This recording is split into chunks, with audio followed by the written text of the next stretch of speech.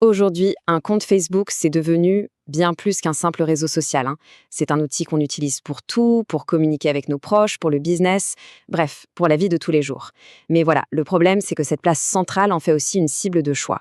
Du coup, le sécuriser, ce n'est plus une option, c'est une nécessité absolue. Voyons ensemble comment s'y prendre. On peut légitimement se poser la question. Est-ce que c'est vraiment si simple de se faire pirater son compte Facebook? Eh bien la réponse est malheureusement souvent oui, surtout si on ne prend pas quelques précautions de base. Et dans le contexte africain, la situation est encore plus critique.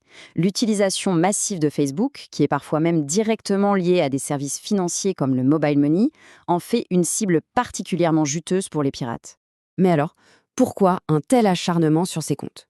Qu'est-ce qu'un pirate cherche à faire concrètement une fois qu'il a les accès? Une fois qu'un pirate a pris le contrôle, les dégâts peuvent être vraiment importants.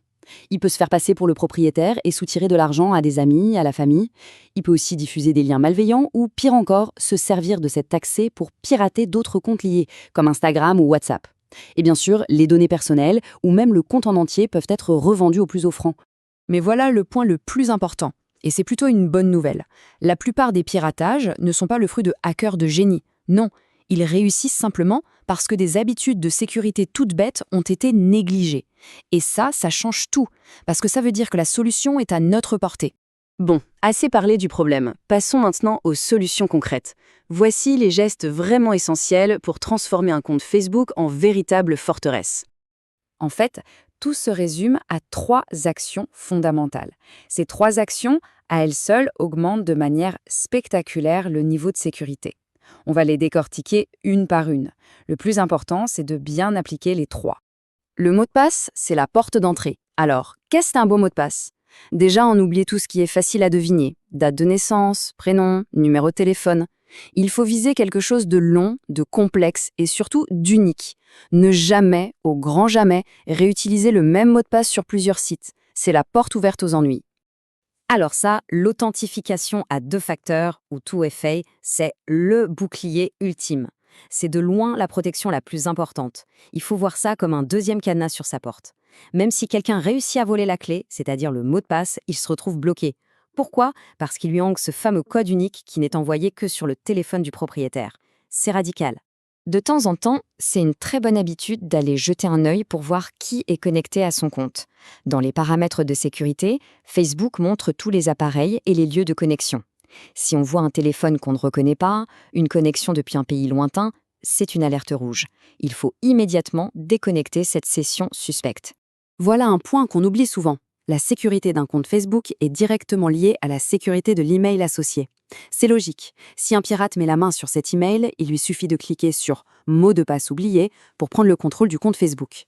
Il est donc crucial de sécuriser cet email avec la même rigueur, mot de passe fort et authentification à 2 facteurs. Il faut aussi être hyper vigilant avec les messages et les liens. Les arnaques par hameçonnage ou phishing sont partout. Des faux concours, de fausses alertes de sécurité. La règle d'or est simple et ne souffre d'aucune exception. Facebook ne demandera jamais un mot de passe par message. Au moindre doute, on ne clique sur rien. Au fil des ans, on donne l'autorisation à des dizaines d'applications de se connecter à notre profil. C'est une bonne idée de faire un grand ménage de temps en temps. Chaque application connectée est une porte d'entrée potentielle pour un pirate. Donc, tout ce qui n'est plus utilisé ou qui semble suspect, on supprime l'accès.